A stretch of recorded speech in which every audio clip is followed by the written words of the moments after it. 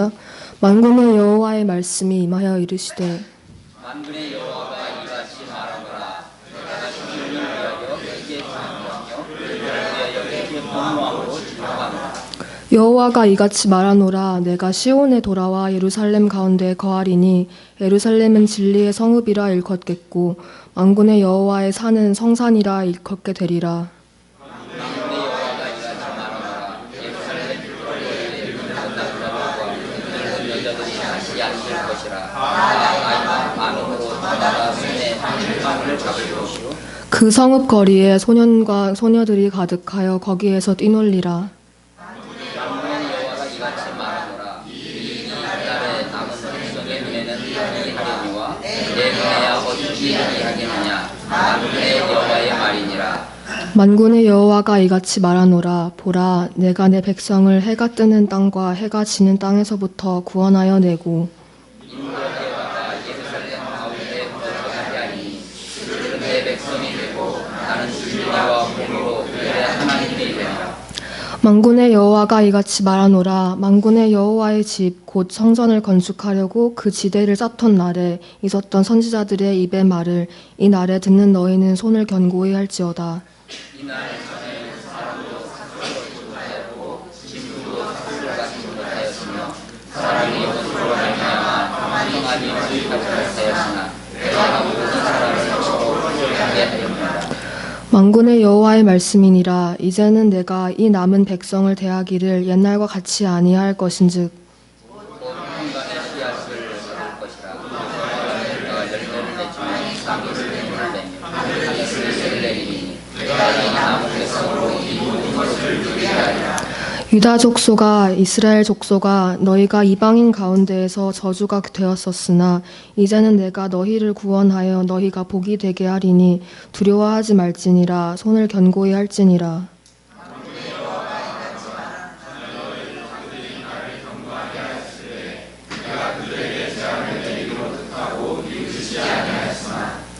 이제 내가 다시 예루살렘과 유다 족속에게 은혜를 베풀기로 뜻하였나니 너희는 두려워하지 말지니라.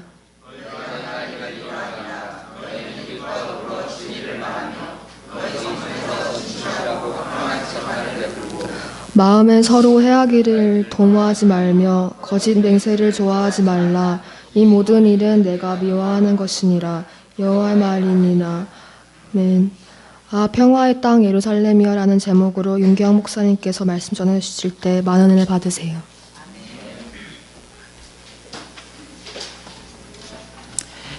예,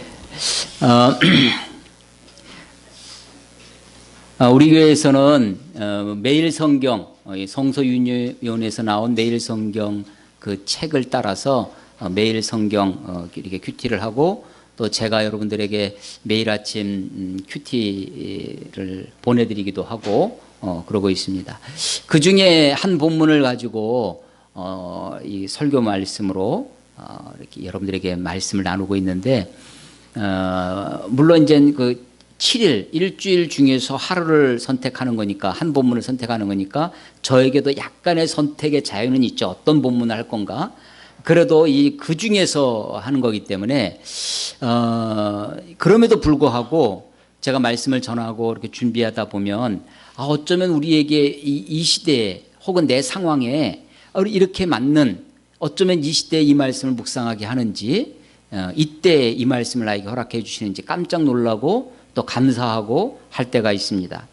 이번 주에 세계 뉴스 중에 하나가 미국의 세계 초강대국 미국의 트럼프 대통령이 이 예루살렘을 이스라엘의 수도로 선포하는 일이 있었습니다. 그리고 그 남의 나라의 수도를 이게 미국이 정하는 게 그게 뭐 어떤 의미가 있는지 여하간 그 선포를 하고 수도가 예루살렘이니까 텔아비브에 있던 미국 대사관을 예루살렘으로 옮기겠다라고 하는 것입니다. 사실은 미국이 예루살렘을 수도로 인정한 것은 굉장히 오래됐습니다.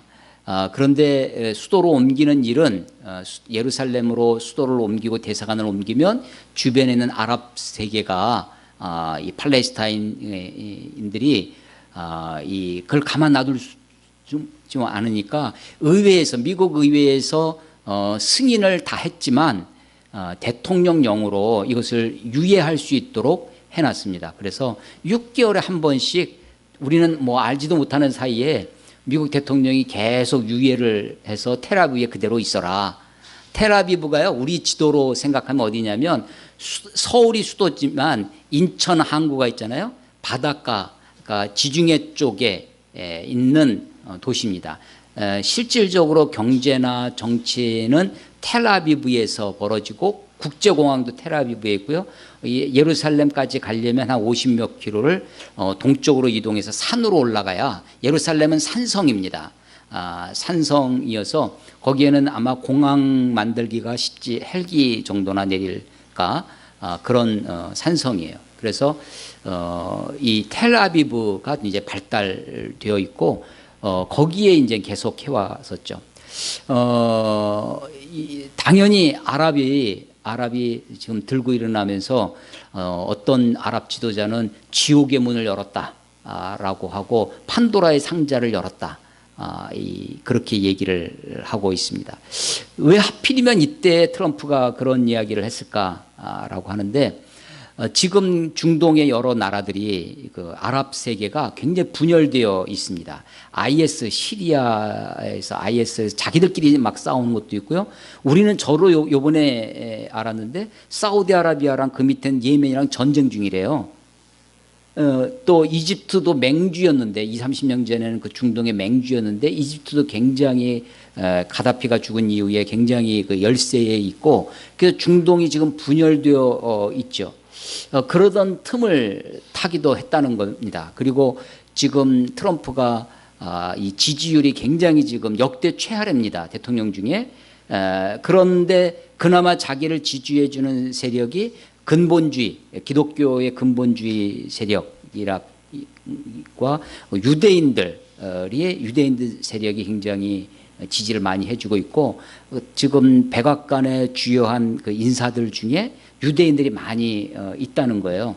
그래서 이제 지금 했다라고 하는데, 그걸 놓고 이제 우리 이 개신교, 기독교라고 하는 데서도 여러 군데서 지금 그와 관계된 이야기를 쏟아내고 있습니다. 그 중에 하나가 절묘하게요. 지금 2017년입니다. 올해가 50년 거꾸로 올라가면 1967년입니다. 50년 하면 우리 기독교에서는 성경에 희년이라는 것이 있죠. 50년 전 1967년이 언제냐면 중동이 이스라엘이 1948년도에 건국을 합니다. 바로 전에는 영국이 식민 통치를 하고 있었습니다. 영국 전에는 오스만 트르크족, 터키의 그 오스만 트르크가 지배하고 있었고요. 그 전에는 주로 아랍 세계가, 그 다음에 십자군 전쟁이 있었고, 그 전에는 페르시아, 그 이전에 이제 로마, 뭐 이런 식으로 해서 그 이스라엘 땅에 2000년 예수님이 계시던 때에 돌 위에 그 성전이 무너질 것을 예언을 하시면서 돌 하나 위에 돌도 올라가지 못할 정도로 성전이 무너질 것을. 그래서 우리 그 빨간 벽돌로 집을 지으면 빨간 벽돌 사이사이에 까만색 줄을 집어넣잖아요. 그런 것처럼 성전을 지을 때 돌과 돌 사이에 금으로 이렇게 금줄을 매겼답니다. 그러니까 로마 군인들이 티토 황제가 유대 반역 AD 66년부터 벌어진 유대 반란이 유대인들이 아주 지독하게 로마에 항거했기 때문에 티토가 완전히 이를 악물고 유대인들을 정복을 하고 성전을 완전히 무너뜨리죠. 그런데 너희들이 이렇게 반항하면 이렇게 우리들한테 짓밟힐 것이다라고 상징으로 한 곳만 남겨뒀어요. 이곳이 너희들이 가지고 있던 성전의 터였다라는 것을 너희들이 두고두고 그것을 배우라고 남겨둔 것이 서쪽 벽이었습니다. 서쪽 벽을 남겨뒀었는데, 그래서 지금도 그 예수님 당시에 성전의 서쪽 벽이 그대로 남아 있어요. 로마 사람은 로마의 티토 황제는 그걸 보고 너희들이 이렇게 반란을 하고 하면 이렇게 짓밟힐 것이다라는 뜻을 남겨뒀는데 유대인들은 그 남은 서쪽 벽을 가서 이게 성전의 흔적이다라고 하고 그 앞에 가서 기도하고 통곡하고 했습니다. 그래서 그 갈 때 종이에다가 그 기도 제목을 막 적어가지고 그 돌 사이에다가 끼워 놓으면서 막 기도하는 장면을 우리가 볼 수 있는데 그것이 이제 통곡의 벽이라고 하는 것이죠. 그 이후로 AD 70년에 완전히 무너졌는데요. 그로부터 2000년 동안 유대인들이 나라가 없이 그렇게 살아왔습니다. 우리가 아주 유대인의 학살은요, 역사적으로 굉장히 여러 번 벌어지는데 우리가 가장 대표적으로 하는 것이 2차 세계대전 당시에 홀로코스트라고 하는 나치에 의해서 유대인 학살이 자행되어졌죠. 그 나치뿐만 아니라 여러 이번에 걸쳐서 유대인 학살이 벌어졌지만 유대인들이 그 속에서도 유대인됨을 지켜나갔고요. 그리고 그들의 민족의식, 그러면서 그들이 시오니즘이라는 것이 생겨납니다. 시온은 예루살렘을 이루는 또 다른 이름입니다. 시오니즘이 생겨나면서 자기들의 나라를 건국할 마음이 생겼는데 계속 오스만 투르크, 터키의 아랍 세력들이 지배를 하고 있다가 2차 세계전 당시에 영국이 지배를 하니까 그때 찬스가 됐죠. 그래서 영국의 유대인이 돈이 많으니까 영국에 계속 로비를 하고요. 2차 세계대전이 끝나면서 영국보다 1차 세계대전, 2차 세계대전 끝나면서 이 미국이 점점점 2차 세계대전을 통해서 세계의 아주 강대국으로 영국보다 더 큰 나라로 올라오죠. 미국에 있던 유대인들이 영국에 압력을 넣어서 이스라엘이 독립을 하게 됩니다. 예루살렘. 그런데 이거 이스라엘이 독립했을 때 그 땅을 다 차지한 게 아니거든요. 일부 그 유대인들이 다 전 세계에 있던 유대인들이 돌아와서 이스라엘 돌아와서 건국을 했는데 그때만 해도 팔레스틴 거주민들 피에로라고 하는 사람들 그들과 함께 살았죠. 조금 살았는데 그러니까 이제 갑자기 와서 건국을 한 이스라엘을 그냥 둘 리가 없었죠. 이 이스라엘과 아랍이 전쟁을 합니다. 4번에 걸친 전쟁을 하는데 다 이스라엘이 이겨요. 이스라엘이 1대 100이에요. 인구 숫자가. 그런데 이스라엘이 다 이겼습니다. 그 중에 3차 전쟁이 1967년도에 있었고 이것도 아랍이 선제 공격을 했어요. 아랍이 요런 조그만 이스라엘 그냥 우리가 하면 되겠거니 하고 쳐들어갔는데 웬걸요? 이스라엘이 만방 이겼습니다. 그리고 그동안에는 예루살렘의 일부만, 이스라엘의 서쪽만 이스라엘이 차지하고 있었는데 이스라엘이 예루살렘을 다 차지했어요. 예루살렘을 회복한 데가 언제냐? 1967년도입니다. 그런데 그때도 예루살렘을 다 차지한 게 1967년, 지금으로부터 50년 전이에요. 50년 전에 예루살렘을 회복했습니다.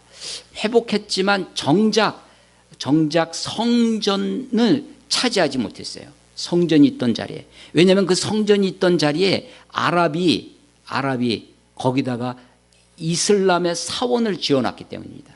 근데 그 이스라엘의 사원을 무너뜨릴 수가 없는 거예요. 이스라엘의 사원을 무너뜨리면 완전히 이 아랍 세계가 완전히 들고 일어날 것을 알고 있기 때문에 예루살렘을 다 차지했는데 그 가운데 있던 정점에 있는 성전산을 정복하지 못했습니다. 그 사원이 팔각형으로 되어 있고 위에 돔, 그 이슬람식의 돔, 동그란 돔이 있는데요. 그 돔을 사우디아라비아 국왕이 돔에다가 황금으로 입혔어요. 그 지붕을 전부 다 황금으로 입혀가지고 이 동그란 돔이니까 어디에서 봐도 해만 뜨면 반짝반짝 다 빛나게 예루살렘 어디에서도 이게 다 보이게 이렇게 만들어놨습니다. 그 황금 돔 밑에 왜 거기다가 이슬람이 사원을 지었나? 그 황금돔 밑에는요 들어가 보면 저는 이스라엘 3번 가봤는데 그 중에 한 번만 기회가 있었거든요. 그래서 한 번 그 안에 가서 봤는데 뭐가 있냐면요. 큰 바위가 있어요. 우리 한 강대상 반만한 이런 큰 바위가 있습니다. 그 바위가 무슨 바위냐면 그 바위가 이슬람의 창시자 마호멧 있죠. 마호멧이 거기에 와가지고 예루살렘에 와서 승천을 했다는 겁니다. 그 승천을 하면서 하늘로 올라갈 때 아마 이 도움 닫기를 했는지 그때 바위가 파였대요. 그래서 그때 흔적이 남아 있어요. 이게 바로 승천하면서 땅을 딛고 올라가면서 흔적이다 해서 바위가 이렇게 좀 파여 있는데 승천 바위예요. 그러니까 이슬람의 4대 성지 중에 하나입니다. 메카 많이 들어봤죠? 메디나 뭐 이런 거와 더불어서 예루살렘 그것이 승천지예요. 그래서 거기에다가 사원을 졌는데 기독교 유대인들은 거기 그 바위를 무슨 바위라고 하냐면 그 바위가 아르난의 타작 마당 큰 바위가 있으니까 거기에다가 우린 뭐 돗자리 같은 거 안놓고 곡식 넣고 이렇게 타작을 하면 나중에 그 곡식을 추리가 좋잖아요. 근데 옛날에는 큰 비닐 이런 게 없었을 거 아니에요. 그러니까 큰 바위에다가 놓고 거기다가 타작을 했다는 거예요. 오르난의 타작 마당이라는 거예요. 근데 그 오르난의 타작 마당이 뭐였냐면 그게 바로 모리아 산입니다. 그 산이 예루살렘에. 모리아 산 하면 뭐가 생각나요? 네, 누구? 아브라함이 이삭을 바쳤던 곳이에요. 였는지는 확실히 않지만 전승에 옛날부터 내려오는 여기가 모리아산의 이 바위가 바로 아브라함이 이삭을 바쳤던 곳이다. 자, 다윗이 예루살렘을 정복했습니다. 그리고 그의 아들 솔로몬이 성전을 지어요. 터를 어디다가 잡으면 좋을까? 예루살렘에서 고민을 했죠. 어디다가 터를 잡았으면 좋겠어요? 예. 성소와 지성소가 있는데 지성소의 자리를 바로 그 모리아 산에서 아브라함이 이삭을 바쳤던 곳에 지성소 자리를 놓은 겁니다. 그러니까요, 그 바위가 보통 바위가 아니에요. 지금 몇 개의 이야기가 전승이 그 바위 위에 있습니다. 제일 위로 올라가면 누구냐면 아브라함이에요. 아브라함이 이삭을 바쳤던 곳이라는 겁니다. 그리고 솔로몬의 그 전에는 이제 그 오르난의 타작 마당인데 그건 뭐 민간적이니까 그리고 솔로몬의 지성소의 자리가 되는 것이고 성전이 다 무너진 다음에 이슬람이 아랍이 거기를 정복한 다음에 이슬람 마호멧이 거기서 승천했다는 승천의 곳이에요. 그러니까 그곳이 엄청난 곳이죠. 거기에다가 지금 이스라엘이 실제로 군사력이나 이것은 다 차지했어요. 그런데 정작 그 사원은 없애지 못하는 거예요. 없애지 못하고 그대로 지키고 있습니다. 그래서 거기에는 아랍인들이 지켜요. 아랍인들이 그 사원 그걸 황금돔이라고도 하고 그 밑에 뭐가 있다고요? 그 돔 안에 바위가 있다고 그랬죠. 그래서 바위돔이라고도 하는 곳이 예루살렘 한복판에 있습니다. 자, 사진을 좀 잠깐 보겠습니다. 이게 제가 말씀드렸던 이슬람의 사원입니다. 이 파란색 이 비잔틴 시대의 이 모자이크로 밑에는 팔각이 되어 있고 위에는 황금으로 저렇게 씌워져 있고 또 다음 사진 보겠습니다. 이 예루살렘 도시 옛 도시입니다. 구도시 신도시가 아니라 구도시에 여기 온갖 저 너머에 이제 신도시 건물들이 올라가고 있잖아요. 구도시의 중심에 지금 사원이 있는 것입니다. 또 다음 사진. 이게 지금 통곡의 벽입니다. 높이 18m의 이 성전 벽이 그대로 남아있고 한쪽 벽이 나와 있는 거예요. 웨스턴 월이라고 해서 여기 통곡의 벽이라고 하고 유대인들 남자들이 머리에 이 키파라는 것을 쓰고 여기 남녀가 구별되어 있어요. 그래서 남자들만 들어가고 한쪽에 여자들이 또 가서 하는 기도처가 있고요. 저 가까이 가서 보면 돌 사이사이에 종이가 아주 그냥 막 거기에 끼워져 있어서 그들의 기도를 하는 것입니다. 다음 사진 보겠습니다. 자, 이게 바로 성전과 이 통곡의 벽이 함께 보이는 거죠. 저 황금동과 서쪽 벽. 그래서 이게 성전 터였고 저기가 지성소의 자리였다는 겁니다. 예, 여기까지 보겠습니다. 어, 성전은요 이렇게 되어집니다. 첫 번째 성전은 누가 지었냐면 솔로몬이 지었습니다. 그 성전이 바벨론에 의해서 성전은 언제 그러니까 예루살렘을 차지한 것은 예루살렘을 여호수아가 모세가 이집트에서 이스라엘 백성들을 구원해냈죠. 그리고 가나안을 정복한 것은 여호수아였습니다. 여호수아가 그 가나안을 다 정복했지만 그 정복은 완전한 정복이 아니었습니다. 미완성의 정복이었어요. 곳곳에 가나안 원주민을 다 쫓아내지 못하고 함께 사는 것이었고요. 그 중에 대표적인 곳이 예루살렘이었습니다. 예루살렘은 베냐민 지파의 땅이었는데 베냐민 지파에게 분배를 해줬는데 베냐민 지파가 정복하지 못했습니다. 왜냐하면 난공불락의 아주 산성으로 되어 있었기 때문이죠. 거기에는 여부수족이 차지하고 있었습니다. 다윗이 이제 사울 왕에 이어서 이스라엘의 왕이 되는데 남쪽 유다 지파의 왕이 되었다가 사울 왕의 아들 이스보셋이 죽은 다음에 온 이스라엘의 12지파 모든 장로들이 나와서 우리의 왕이 되어 주십시오라고 추대를 합니다. 그래서 통일 이스라엘의 왕이 되죠. 통일 이스라엘의 왕이 된 다음에 예루살렘을 정복합니다. 성경에 보면 수구를 통해서, 수구라는 것이 앞에다 하자를 붙이면 딱 떠오르죠. 하수구입니다. 하수구라고 하기에는 좀 뭐 이 샘물길이 있는데 그 길로 특공대를 보내서 성 안에 잠입을 시켜가지고 성을 무너뜨립니다.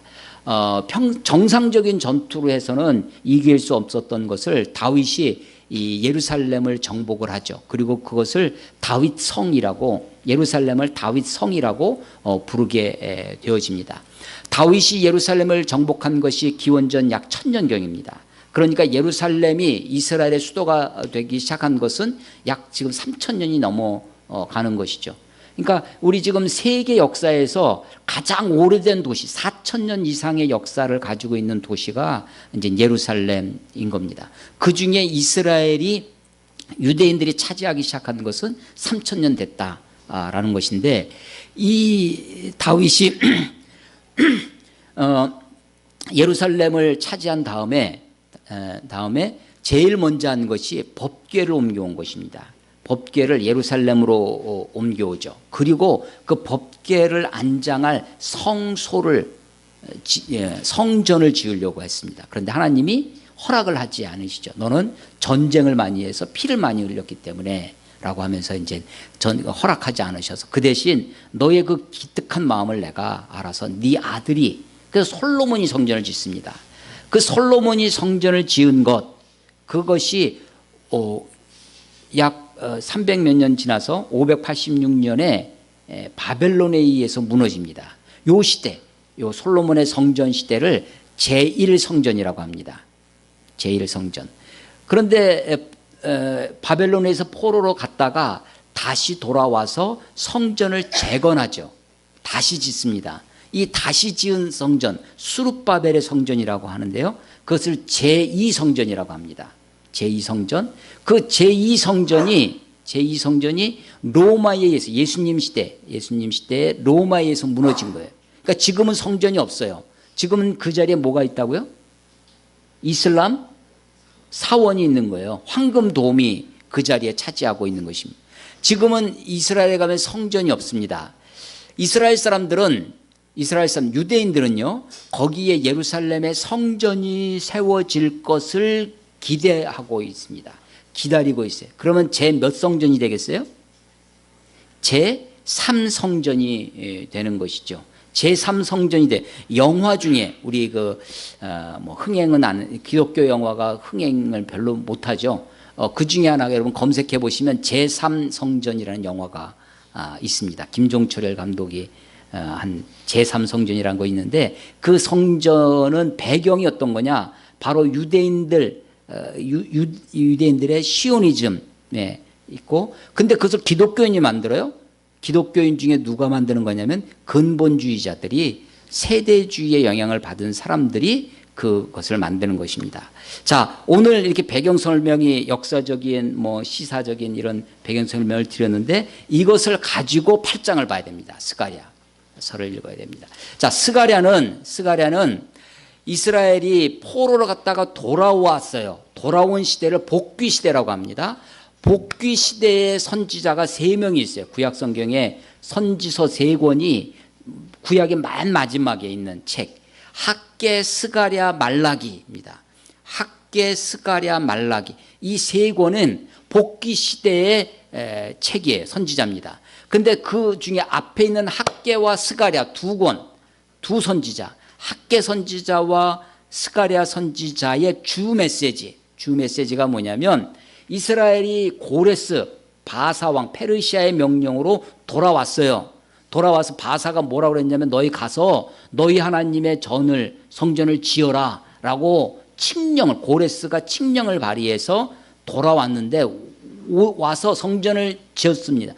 그게 536년이에요. BC. 그러니까 기원전은 이 숫자가 줄어드는 게 가까운 거죠. 거꾸로 나가는 거니까. 586년에 성전이 무너졌는데 536년이면 몇 년이 지났어요? 50년이 지났죠. 50년이 지나서 돌아와서 스룹바벨이 성전을 지으려고 했습니다. 그런데 여러 반대가 생겼어요. 주로 사마리아 사람들, 팔레스틴 가나안에 살고 있었지만 유대인이 아닌 사람들, 이런 사람들의 방해가 그게 이제 에스라서와 느헤미야서에 나오는데 성전 재건이 방해를 받습니다. 그래서 중단이 돼요. 중단이 된 것이 14년입니다. 536년에 왔는데 10몇 년 동안 성전이 중단됐어요. 그 사이에 예루살렘에 기근도 있고 여러 뭐 크진 않지만 여러 이민족들의 침입도 있고 해가지고 성전이 재건이 안 되고 성전 재건이 중단되어 있었습니다. 스룹바벨의 성전이. 그것을 보고 학개와 스가랴가 성전 재건을 촉구하고 성전을 지을 것을 격려해주는 성전 재건의 촉구 메시지가 주 메시지예요. 한국교회가 부흥기가 있었습니다. 부흥기에 막 부흥하고 했을 때 좀 교인이 일어나면 제일 먼저 뭐 하겠어요? 건축하죠. 건축하면 뭐 부흥회라든지 이런 거 할 때 메시지 중에 어떤 메시지를 제일 많이 쓰겠어요? 건축에 관계된 설교 본문이 어디가 많을까요? 그게 바로 학개서입니다. 학개서의 성전. 너희는 판벽한 집에 거하거늘. 판벽한 집에. 너희들은 잘 산다는. 판벽한 집이 뭐냐면 우리는요 지금은 기술이 많이 발달돼서 베니아판 아세요? 합판. 나무를 켜가지고 그걸 다시 본드로 붙여서 큰 판을 만듭니다. 큰 베니아판을 만들잖아요. 옛날 사람들은 그렇게 합판을 제조할 기술이 없었습니다. 그러면 판판한 나무를 어떻게 만들어요? 그냥 아름드리 큰 나무를 잘라서 판을 만드는 거예요. 그런 나무입니다. 그런데 이스라엘에 그런 아름드리 큰 판을 만들 나무가 없는 겁니다. 그러니까 그 나무들은 다 어떤 나무예요? 수입품이에요. 그러니까 레바논의 백향목 이런 것들을 우리 소나무 가지고 남산 위에 저 소나무 굉장히 보기에는 낭만적으로 이렇게 보이고 우리 수원도 뭐 효원의 도시 해가지고 이 소나무길 이런 것들이 많이 있는데 그런 나무로 목재로 쓰기에는 집을 만들고 가구를 만들고 하기에는 쉽지 않죠. 굉장히 어렵습니다. 판벽한 학개 선지자의 주 메시지가 뭐였냐면 너희는 판벽한 집에 거하거늘 너희 하나님의 집은 지금 이대로 방치해도 되겠느냐라고 하면서 그런데 이제 학개 선지자가 하는 말이 너희는 산에 가서 나무를 해다가 성전을 지어라 라는 거예요. 저 레바논 백향목 가지고 수입한 판벽 그런 성전을 원하는 것이 아니라 산에 올라가서 이스라엘에 있는 감람나무 잘라다가 그런 나무 잘라다가 산에 가서 나무를 해서 하라는 거죠. 그게 이제 학개 선지자의 메시지였는데 스가랴서도 기본적인 주 메시지는 성전 재건을 촉구하는 것입니다. 성전 재건을 격려하는 거예요. 그런데 이 스가랴서는, 학계는 2장밖에 없어 짧은 책인데 스가랴서는 소선지자 중에 가장 긴 책이에요. 14장까지 있습니다. 그 중에 앞부분 8장까지인데요. 이 앞부분에는 스가랴서예요. 여러분 매일 성경 큐티를 해보시면 신분은 아시겠지만 여기에는 8가지 환상이 나옵니다. 그래서 선지서 중에 어려운 책으로 꼽히는 것이 스가랴서예요. 왜냐하면 많은 환상들이 있기 때문에 그렇습니다. 최근에 우리 기독교 아주 유명한 우리 새물결 출판사의 김요한 목사라고 이 SNS 페이스북에서는 굉장히 유명한 분인데 이분이 지렁이 기도라는 책을 썼어요. 유감스럽게 제가 읽어보질 못해서 아직 제가 그런데 내용은 이제 짐작이 갑니다. 왜냐하면 그분이 이미 페이스북에 여러 기도에 관한 글들을 많이 써오셨기 때문에 그렇죠. 다른 부분은 다 동의가 됩니다. 이 기본적인 이런 성서에 대한 생각이나 사회에 대한 가치관이나 정치의식이나 다 동의가 되는데 이분이 좀 우려되는 것은 이 예언의 은사가 있다는 거예요. 그래서 여러 차례 페이스북을 통해서 꽤 오래 여러 번 내가 어떤 사람을 불러다가 자기 사무실에서 예언 기도를 했는데 그것이 그대로 이루어졌다라는 그런 내용들이 곳곳에 여러 차례 나옵니다. 아마도 그런 것들이 이제 거기에 이 지렁이 기도라는 책에 많이 기록이 되어 있는 모양이에요. 그래서 기독교 이제 여러 목사님들한테 반론을 지금 막 공격을 이제 받고 있죠. 바울도 환상을 봤는데 14년 전에 이야기를 잠깐 합니다. 왜냐하면 자기 경험이나 자기 체험을 그것을 공론화하지 않죠. 체험이 우리의 신앙을 아주 견고하게 해주고 하나님께 나 자신을 아주 강력하게 붙들어 주시는 것이긴 하지만 그럼에도 불구하고 체험은 너무나 강력해서 많은 사람을 호도하기 쉬운 그런 위험성이 있는 것입니다. 그래서 그분은 아주 예언의 은사가 있어. 그거 보면 그 이야기 나오는 것 중에 다 예언대로 돼요. 그 사람 예언대로 돼요. 근데 정말 근데 그게 다 어떤 거냐면 어떤 사람이 와서 이야기를 할 때 그 사람하고 좋게 지내고 하여간 특별한 예언이 아닙니다. 그럼에도 불구하고 예언의 은사라고 하면서 그냥 우리 평상시 조언해 줄 수 있는, 상담하러 오면 조언해 줄 수 있는 이야기를 예언의 은사라고 얘기를 하고 그대로 됐다. 거기에는 특별히 어디로 이사 가는 문제 이런 것도 있지만 상당히 위험한 이야기다라고 생각이 되고, 그분이 그러니까 다른 여러 예언의 은사가 있다고 하면서 봐라 김요한 목사도 이렇게 예언한다고 하는데 왜 나에게 그 수많은 아류들, 수많은 거짓 예언자들이 양산될 위험이 있죠. 이렇습니다. 어떤 사람이 신약을 개발했어요. 좋은 약, 새로운 약을 개발했는데 암의 특효약이야. 그래서 많은 사람을 고쳐요. 근데 부작용이 좀 있어요. 어떤 사람에게는 치명적인 부작용이 있어서 임상 실험을 해보니까 100명이 먹으면 1명은 죽어. 이거 판매해야 될까요? 말아야 될까요? 한 명 정도의 부작용이 있으면 매도 불구하고 팔아야 될까요? 근데 제약회사는 그건 알았어요. 제약회사에서 이걸 만들고 100명 중에 1명은 죽는다는 걸 알았는데 이 사실을 감추고 99명이 사니까 하면서 이거를 특효약이라 해서 막 팔아. 먹으면 1명은 부작용이 있다. 100명 중에 1명 정도는 죽는다라는 것을 이야기하지 않고 판다면 어떻게 되겠어요? 그건 불의한 거죠. 부도덕한 거죠. 그렇게 하면은 안 되는 거죠. 그분의 예언이 다 맞았다? 하나님도 아닌데 다 맞을 수가 없는 거죠. 그리고 하나님이 나에게 말씀하셨다? 이 하나님이 말씀하셨다라는 것이 사운드로 기영아 오늘은 이런 설교하거라 하고 본문을 나에게 보여주신다든지 사운드로 들리는 게 아니잖아요. 이 말씀을 설교하면 좋겠다. 제 생각이 듭니다.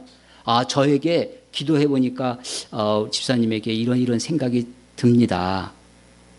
이렇게 얘기를 하면 우리가 충분히 수용하죠. 하나님이 내게 말씀하셨습니다. 이렇게 얘기하면 누가 반론을 해요? 하나님이 말씀하셨다고 하는데 이건 굉장히 격이 다른 겁니다. 환상 이야기가 스가랴서에 많이 나와요. 이 환상이 무엇을 말씀하시는 것이냐라는 것은 굉장히 어려운 문제죠. 그래서 난해한 책이라고 또 하는데 이것이 예수님 시대에 상당히 많은 경우에 예수님 시대에 이루어집니다. 예수님 시대에. 그리고 이것이 2차 제2성전을 촉구하는 이야기라고 했잖아요. 자, 우리 8장 보겠습니다. 8장 우리 1절부터 17절까지만 읽었는데 사실은 23절까지 있습니다. 이 중에 가장 많이 나오는 뭐냐면 여호와 만군의 여호와가 이같이 말하노라. 이같이 여호와가 말하노라. 제가 쉬어봤는데 10번이 나옵니다. 그리고 여호와의 말씀이 임하여 여호와의 말이니라 이런 말씀도 여러 번 나와요. 이 8장 안에 한 장 안에. 그러니까 이것은 스가랴 선지자가 하나님의 말씀을 받아서 이 말씀을 우리들에게 이야기해 주고 있는데 주제가 뭐냐? 주제가 예루살렘의 회복입니다. 예루살렘의 회복이에요. 자, 2절 만군의 여호와가 이같이 말하노라. 내가 시온을 위하여, 시온이 어디라고요? 예루살렘이에요. 크게 질투하며 그를 위하여 크게 분노함으로 질투하노라. 하나님은요 질투하는 하나님이십니다. 여호와가, 이것은 출애굽기 20장의 시내산에서 10계명을 반포하시면서 나는 진노하는 여호와라 라고 질투하는 여호와라 라고 말씀하시죠. 여호와가 이같이 말하노라. 3절입니다. 내가 시온에 돌아와. 하나님이 시온으로 돌아오신대요. 하나님이 시온을 떠났습니다. 그래서 나라가 망하죠. 하나님 안 계시니까. 하나님이 떠나면 이가봇 기억나세요? 이가봇 사사시대에 이 사무엘 엘리 제사장 때 법궤를 빼앗기죠. 블레셋에. 그때 이가봇 하나님의 영이 떠났다라는 겁니다. 하나님이 떠났던 하나님이 시온에 돌아오시겠다는 거예요. 이게 회복의 근거입니다. 회복의 힘, 이스라엘을 회복하는 힘이 어디 있느냐? 하나님이 돌아오셔야 되는 거죠. 그래서 스가랴 1장의 회개를 촉구하면서 내게로 돌아오라. 너희는 내게로 돌아오라. 내가 너희에게 돌아가리라. 이게 1장의 메시지예요. 스가랴서 1장의 메시지가 뭐냐면 돌아오라는 겁니다. 회개하라는 겁니다. 그러면 내가 너희에게 돌아가겠다. 회개하라. 이 하나님이 우리에게 회개하라고 말씀하시는 것은 사실은 내가 너희를 용서해 주겠다라는 전제를 가지고 하시는 말씀이죠. 근데 하나님이 나를 용서해 주시고 하는 것 중에 최고가 뭐냐면 하나님이 나를 받아주시는 것입니다. 하나님이 우리와 함께 하시는 하나님의 임재죠. 너희는 내게로 돌아오라. 내가 너희에게로 돌아가리라. 그 1장의 회개의 메시지가 8장에 다시 나오는 겁니다. 8장 3절 여호와가 이같이 말하노라. 내가 시온에 돌아가 예루살렘 가운데 거하리니. 예루살렘 가운데 하나님이 임재하신다는 거죠. 예루살렘은 진리의 성읍이라 일컫겠고 만군의 여호와의 산은 거룩한 산 성산이라 일컫게 되리라. 예루살렘은요 그 이름의 뜻은 샬렘입니다. 샬렘. 예루샬렘. 샬롬이에요. 샬롬. 평화입니다. 예루살렘은 평화의 도시입니다. 아주 아이러니가 있어요. 그 예루살렘 평화의 도시라는 것 때문에, 예루살렘 때문에 사실은 십자군 전쟁이 동원이 됩니다. 우리 박성보 강사를 통해서 우리 지난번 세계사 잘 배우셨지 않습니까? 그 십자군 전쟁이 바로 예루살렘을 그 성지를 회복해야 되겠다 라고 하는 것 때문에 전쟁이 일어나요. 근데 막상 전쟁이 일어나도 그 정점에 있는 예루살렘 그 성전은 공격을 할 수가 없는 거예요. 지금도 4차에 걸친 아랍 전쟁이 있었다고 그랬잖아요. 이스라엘하고. 가서 보시면요. 다윗의 문이라고 하는 그 성문이 있는데 거기 다 대리석으로 되어 있죠. 거기다가 대포를 쏠 수는 없잖아요. 그러면 다 무너지죠. 그래도 거기 있는 이 적과 싸워야 되니까 소총을 쏜 흔적이 있어요. 그래서 대리석에 탄흔이 지금도 남아 있습니다. 왜냐하면 정작 전쟁이 예루살렘 때문에 났는데 거기는 고요한 거예요. 지금 황금돔을 건드릴 수가 없는 거죠.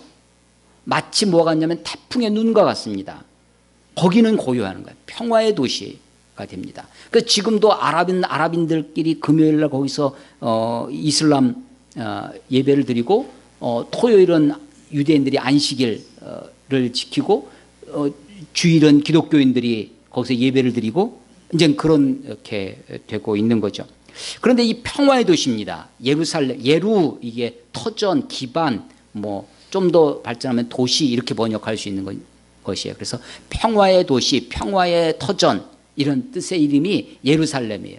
그런데 정작 그것 때문에 전쟁이 일어나는데 정작 거기는 또 안전합니다. 예루살렘은. 거기에는 포탄이 떨어질 일이 없을 겁니다. 왜냐하면 서로가 그것을 보존해야 되기 때문에 이 유대인은 유대인대로 아랍인은 아랍인대로 기독교인은 기독교인대로 거기를 지키려고 하는 거죠. 4절 만군의 여호와가 이같이 말하노라 예루살렘 길거리에 늙은 남자들과 늙은 여자들이 다시 앉을 것이라 다 나이가 많음으로 저마다 손에 지팡이를 잡을 것이요 그 성읍거리에 소년과 소녀들이 가득하여 거기에서 뛰놀리라. 회복의 징조입니다. 회복의 모습이 뭐냐면 노인들이 많아진다는 거예요. 다 지팡이를 질 정도의 노인들이 또 어린아이들 소년 소녀들이 거리에서 뛰논다는 겁니다. 옛날 성경 개역 한글판 옛날 성경에는 동남들이 어린아이들이 거기서 장난치리라 장난치고 노는 거예요. 여러분 어느 집안이든지 아기 울음소리가 담을 넘어야 되는 집안이라고 하는 거거든요. 우리 교회도 마찬가지인데 어린아이들 청년들이 막 동남 동료들이 소년 소녀들이 바글바글해서 뛰어노는 이런 게 회복의 모습이에요. 사실은 전쟁이 일어나면 누가 죽냐면 이런 사람들 노약자들이 먼저 죽죠. 어린아이들이 없습니다. 그래서 아까 얘기한 그 이가봇 엘리 제사장의 저주 하나님이 이 사무엘을 통해서 엘리 제사장 집에 저주를 내는 이야기가 있는데 그 내용 중에 너희 집안에 노인이 없을 것이며 노인이 없어지는 것이 저주예요. 노인이 없어지는. 근데 여기 보니까 늙은 남자와 늙은 여자들이 거리에 나와서 이제 와서 앉아 있어요. 편안하니까 거리에 나와서 놀면서 시간 보내고 지팡이 짚고 나와서 서로 이야기 나누고 하는 거죠. 소년 소녀들이 막 길거리에서 뛰어놀고 장난치고 하는 것이 예루살렘의 회복의 모습입니다. 5절 6절 만군의 여호와가 이같이 말하노라 이 일이 그날에 남은 백성의 눈에는 기이하려니요. 아니 지금 전쟁이 나고 폐허가 되고 다 쫓겨가고 예루살렘이 무너지고 해서 노인도 없고 어린아이들도 없고 막 그런 곳이 돼버렸는데 그런데 보니까 와서 보니까 노인들이 바글바글해. 어린아이들이 막 와서 뛰어놀고 해. 그게 기이하다는 거예요. 아니 어떻게 이런 일이 있지? 예루살렘의 회복이 기이한 일이에요.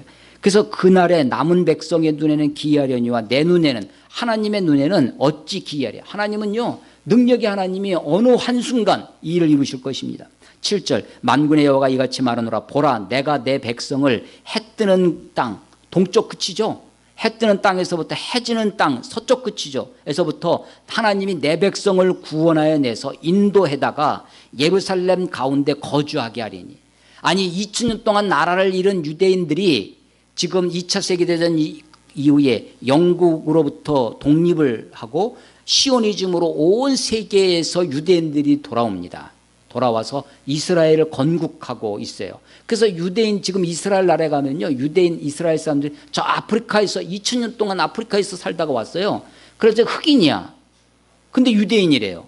저 러시아 소련 쪽에서 온 유대인들이 있고 동남아시아에서 카자흐스탄 키르기스탄 이런 데서도 옵니다. 와서 유대인이라고 유대인 시험을 봐요.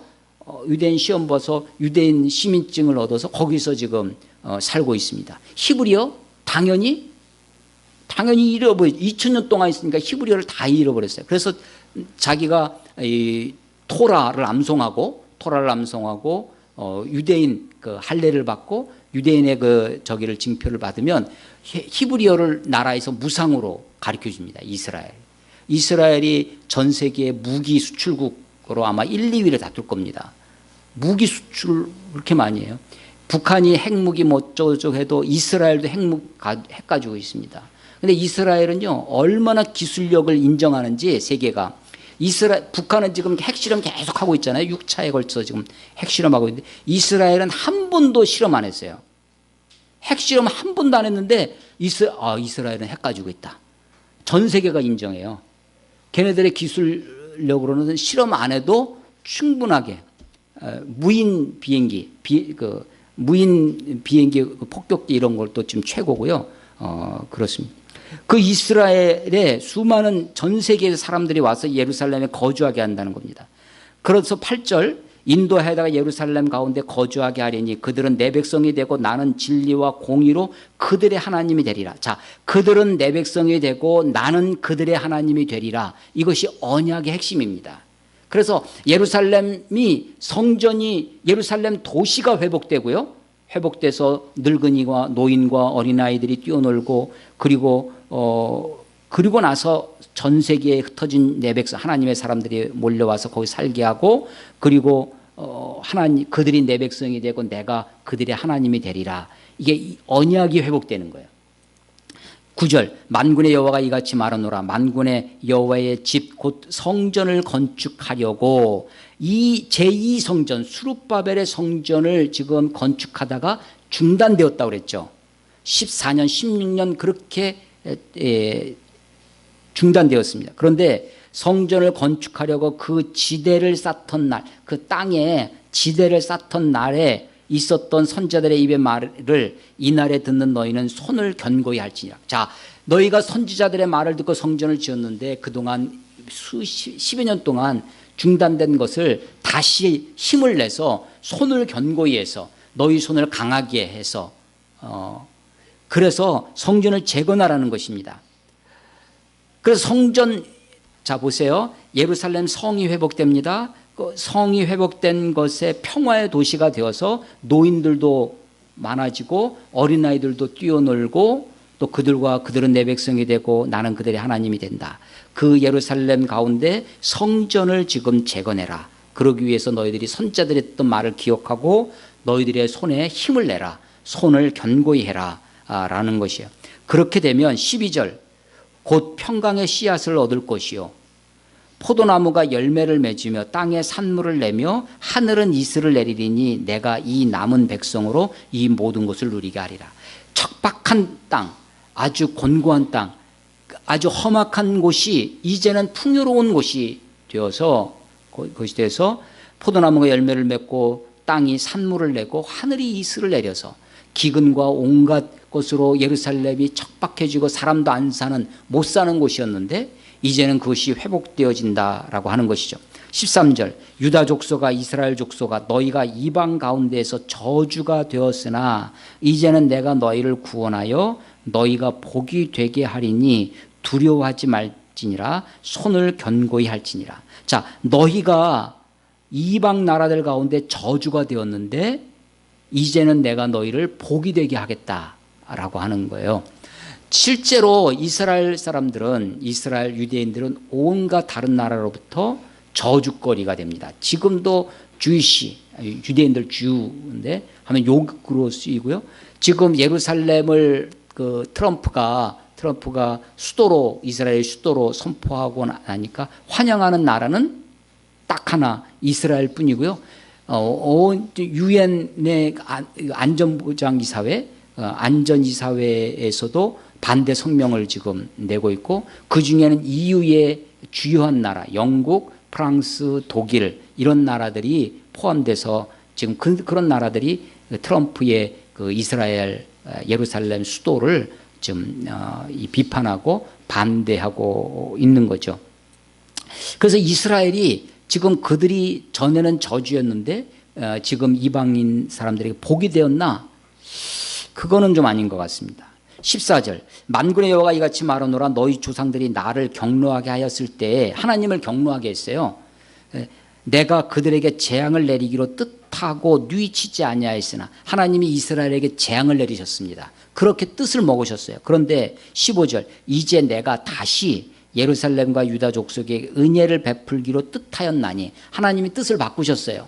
재앙을 내리기로 뜻하셨는데 이제 은혜를 베풀기로 뜻하셨습니다. 그러니까 너희들은 두려워하지 마라. 내가 너희들을 용서하마. 내가 너희들에게 돌아가마. 시온에 돌아가서 예루살렘에 거할 테니까 너희들은 두려워하지 말고 손에 힘을 내서 성전을 재건해라. 이 격려를 받고 스룹바벨이 다시 힘을 내서 성전을 짓습니다. 그래서 성전이 완성돼요. 그것이 제2성전이 되는 것입니다. 16절 그러니까 16절 너희가 행할 일은 이러하니라. 이제 예루살렘이 회복되고 성전도 재건되어지고 하나님이 예루살렘에 다시 돌아오시고 우리가 하나님의 백성이 되고 하나님은 우리의 하나님이 되시니까 우리가 손에 힘을 내고 성전을 다시 재건할 뿐만 아니라 우리가 해야 할 일이 뭐냐. 16절 너희가 행할 일은 이러하니라. 너희는 이웃과 더불어 진리를 말하며 너희 성문에서 진실하고 화평한 재판을 베풀고 마음에 서로 해하기를 도모하지 말며 거짓 맹세를 좋아하지 말라. 이 모든 일은 내가 미워하는 것이니라 여호와의 말이니라. 자, 예루살렘이 회복됩니다. 예루살렘의 성전을 재건해요. 하나님이 예루살렘에 돌아오십니다.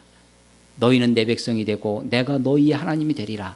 그러니까 너희들은 밤낮 여기에 와서 번제를 드리고 제사 드리고 월삭으로 뭐로 와서 맨 성전에서만 붙어 살아라. 하나님이 요구하시는 것이 제의적인 행위를 요구하시는 것이 아니라 그들에게 요구하시는 것이 뭐였냐면 너희들이 진리를 말해라. 너희들이 재판을 할 때 진실과 화평한 재판을 해라. 서로 해하려고 마음도 먹지 마라. 마음에 서로 해하려고 마음에 품지 말라는 겁니다.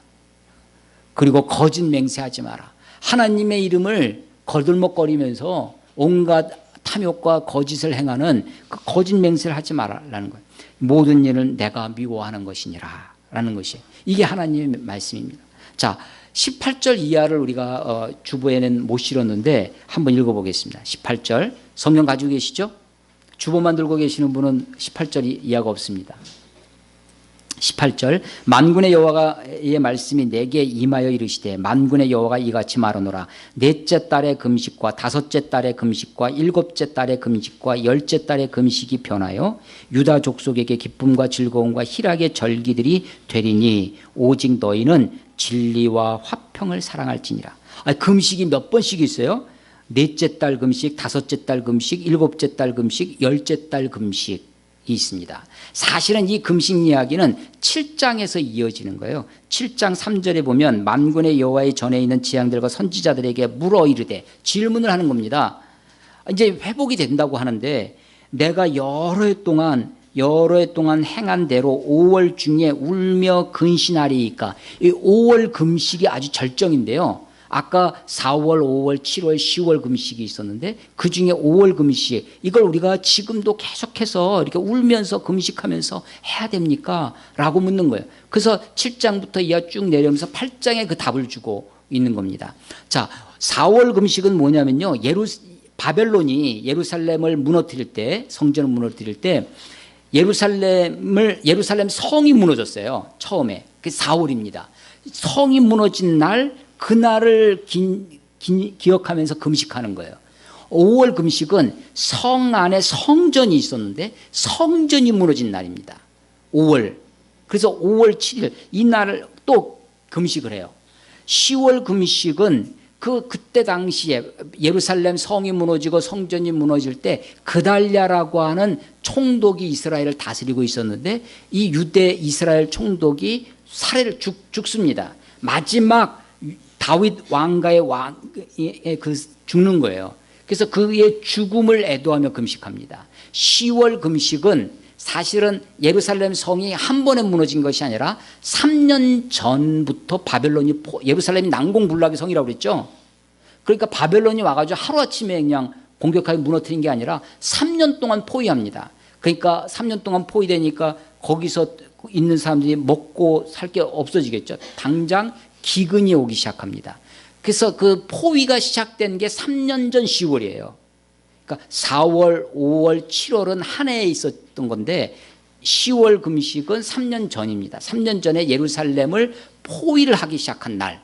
그래서 그들에게 기근이 닥치고 아주 3년 동안 저항을 하느라고 바벨론에 저항하느라고 이 유대인들이 참 독합니다. 지독해요.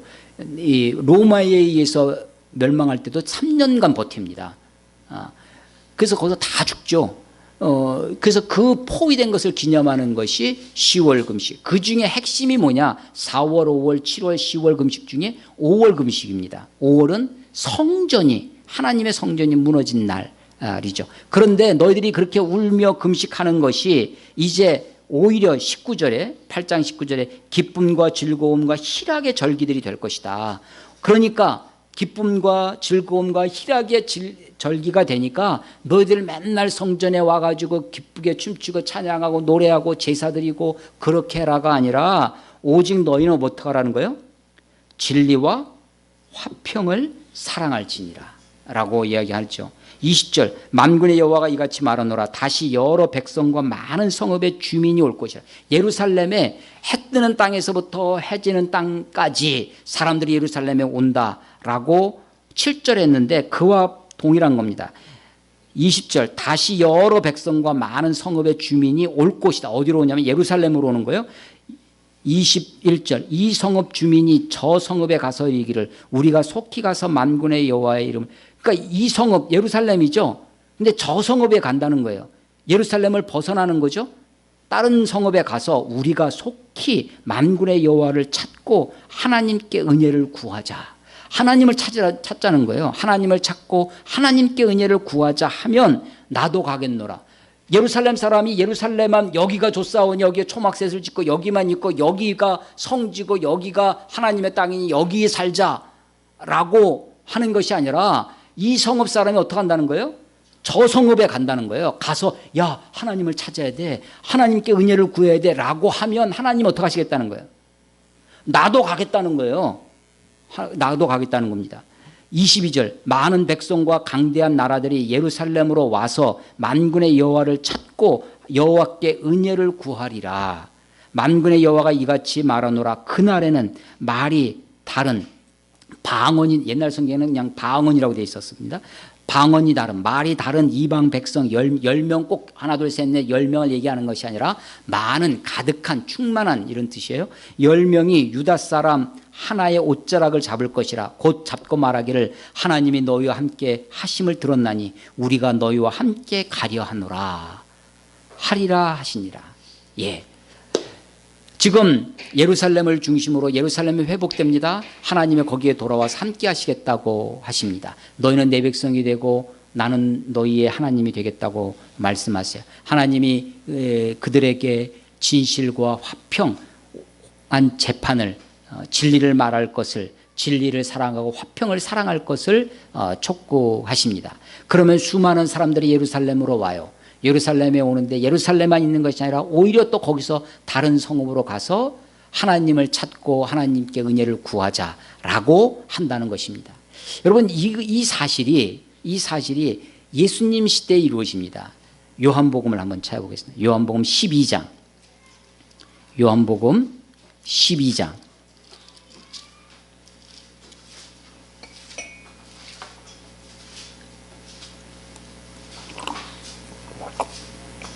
요한복음 12장 찾으셨어요? 요한복음 12장 20절. 명절에 예배하러 올라온 사람 중에 헬라인 몇이 있는데 누구예요? 누가 있어요? 헬라인 이방 사람입니다. 다른 나라의 말을 하는 사람들, 다른 말을 하는 여러 나라의 백성들이 온다고 했잖아요. 헬라인 몇이 있는데 그들이 갈릴리 벳세다 사람 빌립에게 가서 청하여 이르되 선생이여 우리가 예수를 배웁고자 하나이다 하니 이 사람들이 헬라인들이 누구를 찾고 있어요? 예수님을 찾고 있어요. 예수님을 만나려고 오는 거예요. 그랬더니 이 빌립이 22절 빌립이 안드레에게 가서 말하고 안드레와 빌립이 예수께 가서 여쭈니 예수께서 대답하여 이르시되 인자가 영광을 얻을 때가 왔도다. 지금 헬라인 몇 사람이 예수님을 좀 뵙고자 합니다 라고 이야기를 했더니 예수님의 말씀이 너무나 뜬금없습니다. 뜬금없다 이해하세요? 소총형제 뜬금없다 무슨 말인지 알겠어요? 갑자기 느닷없이 갑자기 뜬금없이 뜸을 들이기도 전에 갑자기 그냥 말씀하시는 거예요. 인자가 영광을 얻을 때가 왔노라. 여러분 이 앞에 이 12장 23절 이 앞에는요 내 때가 아직 이르지 아니하였나니 내 때가 아직 이르지 계속 요한복음은 12장 23절을 기점으로 둘로 나눌 수 있습니다. 아직 때가 이르지 않았어요. 근데 때가 이르렀다. 메시아의 때 어떤 때냐? 십자가를 지실 때 예수님이 고난의 때가 왔다는 거예요. 영광을 얻을 때가 왔다는 것입니다. 그 사인을 뭐로 받았어요? 헬라인이 찾아온 것입니다. 헬라인이 찾아와서 예수님을 찾아서 만나고자 하니까 예수님이 하시는 거예요. 인자가 영광을 얻을 때가 왔노라. 하늘의 미래 땅에 떨어, 바로 그 다음이 그 말. 하늘의 미래 땅에 떨어져 죽지 아니하면 하늘 그대로 있지만 죽으면 많은 열매를 맺으리라. 누구를 얘기하는 거예요? 예수님 자신이 그런 거죠. 예수님이 십자가에 죽어서 많은 사람들에게 생명을 얻게 하는 놀라운 일을 이야기하시는 겁니다. 인자가 영광을 얻을 때가 왔노라 라는 그 사인을 뭐로 받았느냐? 뭐로 받았냐면 헬라인이 찾아온 것입니다. 자, 다시 스가랴서로 가보겠습니다. 스가랴서 8장에 많은 백성들이 22절에 많은 백성과 강대한 나라들이 예루살렘에 옵니다. 그들이 와서 하나님을 찾는 거예요. 그래서 이 예루살렘의 회복의 절정이 뭐냐? 예루살렘의 회복의 절정이 열방 사람들이 유대인뿐만 아니라 많은 이방인들이 말이 다른 나라 백성들이 그 예루살렘에 찾아와서 하나님을 찾는 거죠. 하나님의 은혜를 구하자.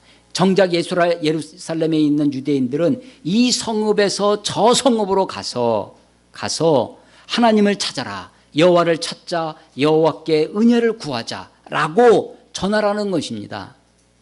자, 이게 지금 8장을 제가 쭉 설명을 드렸어요. 지금은 유대인들이 제3성전을 기다리고 있습니다. 지금 성전이 무너졌는데 성전이 회복되는 날, 그때 소위 하나님의 나라, 유대인의 하나님의 나라가 이루어진다는 것입니다. 그런데 이것이 유대교와 기독교가 짬뽕이 돼서요. 기독교 근본주의자들, 세대주의자들이 예루살렘이 재건되는 날, 예루살렘이 회복되는 날, 예루살렘의 성전의 회복의 정점이 예루살렘의 회복의 정점이 성전이 세워지는 것인데 예루살렘의 성전이 세워져야 되겠다. 그래야 하나님의 통치가 이 땅 가운데 이루어질 것이다. 그래서 제3성전이 이루어져야 된다. 그 제3성전이 이루어지려면 전쟁이 요한계시록에 보면 마지막 전쟁이 있을 것을 예언을 하시는데 이름하여 갯돈이 깨지는 날 아마겟돈 전쟁. 들어보셨어요? 아마겟돈 전쟁이 마지막 전쟁이라고 하는데 그것이 일어나. 그 아마겟돈 전쟁이 어디서 일어날 것이냐? 세대주의자들은 그 중동 지역에서 이루어질 것이다. 예루살렘 이스라엘을 차지하려고 전쟁이 일어날 것이다. 거기에 전쟁에서 이스라엘이 이기고 거기에 제3성전 그 황금돔을 쓸어버리고 거기에 성전을 짓는 날, 제3성전이 이루어지는 그 날에 유대인이 회복되고 유대인의 구원이 이루어지고 예수님의 재림이 이루어질 것이다 라고 생각하는 거예요. 그러니까 예수님의 재림을 앞당기기 위해서 성전을 짓기 위해서 예루살렘을 회복하고 거기에 아랍인들을 몰아내고 성전을 짓도록 촉발한 사람이 누구예요? 그 사람이 트럼프라는 것입니다. 그래서 트럼프가 그 사람들에게는 아주 지금 추앙을 받고 있어요. 놀라운 거는요, 어느 이야기까지 나오냐면 레위기 25장의 희년 이야기예요. 희년 이야기에 희자는 기쁘리자거든요. 기쁨의 날을, 그날은 주빌리, 이 기쁜 날은 나팔을 불어서 전국에 나팔을 불어서 너희의 자유를 선포하라. 나팔을 불 것이요. 나팔이 영어로 뭐예요? 트럼펫이에요. 트럼펫의 끝에 ET만 빼면 트럼프예요. 그래서 사람들이요, 그 레위기 25장의 문구를 영어로 보여주면서 레위기 25장 9절 10절입니다. 거기 트럼프에만 빨간색으로 해서 보내와요. 트럼프라는 걸 보라는 거지. 트럼프가 이 일을 지금 하고 있다는 것입니다. 공교롭게 날짜가 2017년이에요.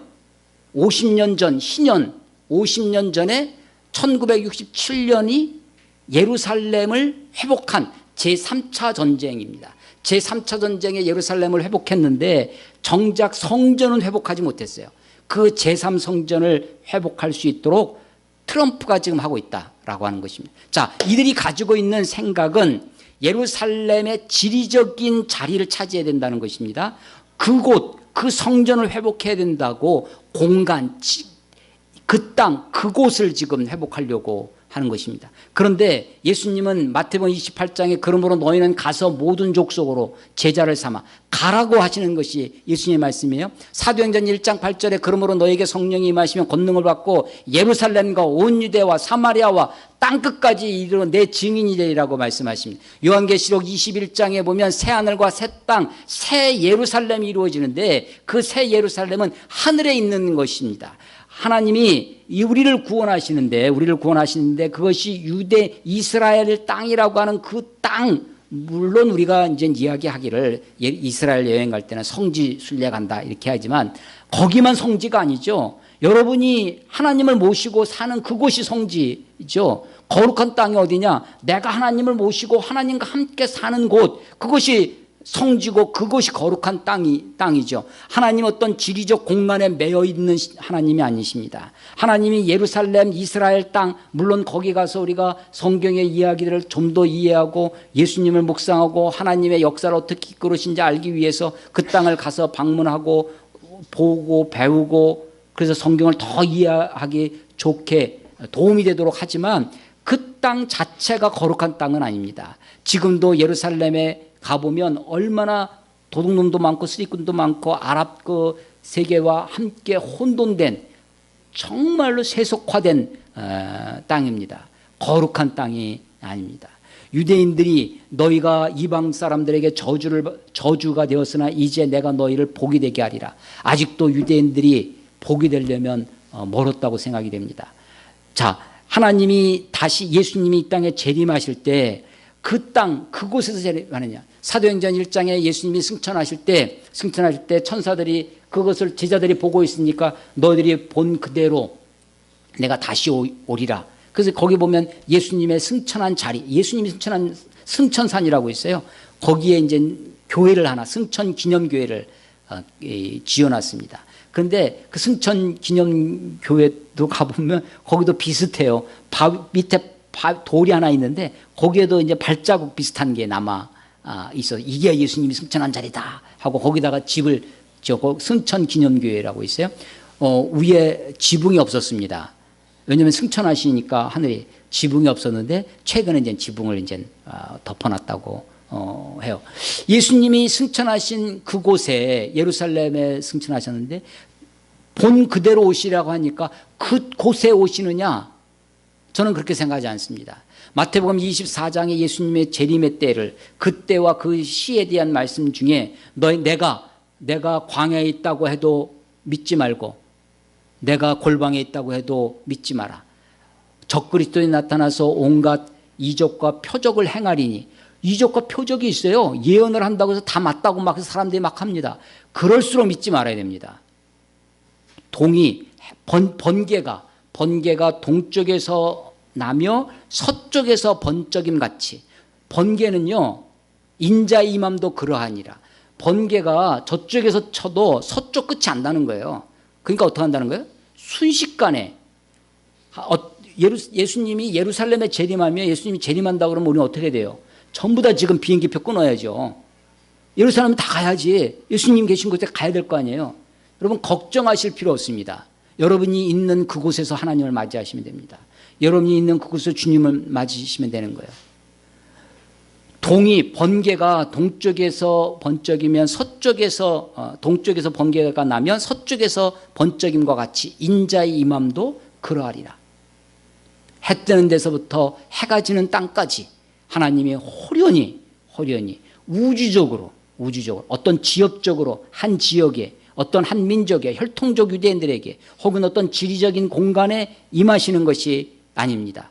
제3성전 그 새 하늘과 새 땅, 새 예루살렘은 어떤 지역적의 그곳에 임하는 것이 아닙니다. 그것이 눈에 보이는 어떤 사람들이 아무리 첨단 과학으로 건물을 지어놔도 그것은 거룩한 곳이 아닙니다. 하나님이 짓는 하나님의 성전은 그런 것이 아닙니다. 하나님은 이 성전을 무너뜨려라. 내가 사흘 만에 다시 지으리라. 예수님의 몸이 성전이고 여러분의 몸이 성전입니다. 내가 있는 그곳에 하나님이 계시는 그곳이 거룩한 땅입니다. 말세의 징조, 세계말적인 현상 중에 하나가 종말론에 대한 그릇된 가르침입니다. 마지막 때에 이 스가랴서 구약의 말씀이지만 이 말씀이 어느 시대를 가리키는 말씀인지, 이것이 누구를 말씀하시는 것인지 우리가 잘 분별해야 할 것입니다. 예루살렘, 오늘 설교 제목이 평화의 땅 예루살렘이요입니다. 예수님이 예루살렘에 마지막으로 입성하실 때 예수님이 예루살렘을 보시며 눈물을 흘리시면서 우셨던 적이 있습니다. 내가 암탉이 병아리를 품같이 너희를 품으려고 얼마나 했더냐 하시면서 그렇게 눈물을 흘리시는데, 어쩌면 이 시대에도 주님이 그 예루살렘을 향하여 그렇게 눈물을 흘리실는지 모릅니다. 평화의 도시라는 이름입니다. 평화의 도시라는 그 도시, 그것 때문에 오히려 수많은 인류 역사에 2000년 동안 그 땅 때문에, 그 평화의 땅 때문에 온갖 전쟁과 죽음이 그 땅 가운데 있었습니다. 마지막 때에도 어쩌면 트럼프라고 하는 초강대국의 대통령의 그 선언으로 어떤 어려움이 있을는지 모릅니다.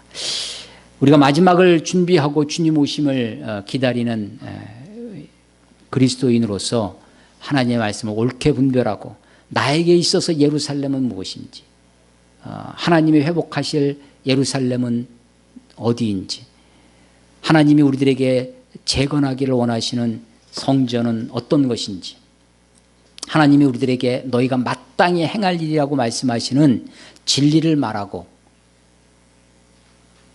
진실하고 화평한 재판을 베풀고 이웃을 해하려고 마음도 먹지 말고 거짓 맹세하지 말고 진실과 화평을 사랑하고 너희가 이 성읍에서 저 성읍으로 가서 여호와를 찾으라, 여호와께 은혜를 구하자라고 말하라고 말씀하시는 그 하나님의 말씀 앞에, 구약의 말씀이지만 여전히 우리 시대에도 이 말씀을 붙들고 기도하고 하나님의 예수님의 다시 오심을 준비하는 저와 여러분이 되시기를 주의 이름으로 축원합니다.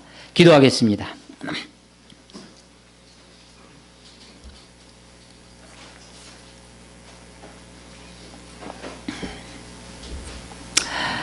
하나님 아버지, 하나님을 아버지라 부를 수 있도록 우리들을 불러주시고 구원하여 주시고 하나님의 자녀로 삼아주시니 참으로 감사를 드립니다. 우리 안에 거하신 성령님께서 우리로 하여금 하나님을 아버지라 부를 수 있도록, 주라 시인할 수 있도록 우리를 하나님의 자녀로 인쳐주시고 확증하여 주시니 감사를 드립니다. 하나님, 그날과 그때가 언제 올런지 어떻게 올런지 우리가 다 알 수 없지만, 하나님, 그리스도가 여기 있다, 혹 저기 있다 라고 하여도 우리가 그들의 말을 믿지 아니하고 내가 있는 그곳에서 하나님을 높이며 하나님을 하나님으로 섬기며 살아갈 수 있도록 하나님 인도하여 주시옵소서. 하나님, 세상이 어지럽고 혼탁합니다. 말씀을 분별하고 말씀을 붙들고 살아가는 것이 쉽지 않은 때입니다. 하나님, 우리들에게 견고한 믿음을 더하여 주시고 우리에게 맡겨주신 일들을 우리가 기쁨과 감사로 진실과 화평을 사랑하며 주님 해나갈 수 있도록 하나님 우리의 손을 견고케 하여 주시옵소서. 주님을 의지합니다. 주님을 찬양합니다. 예수님 이름으로 감사하며 기도드렸사옵나이다. 아멘.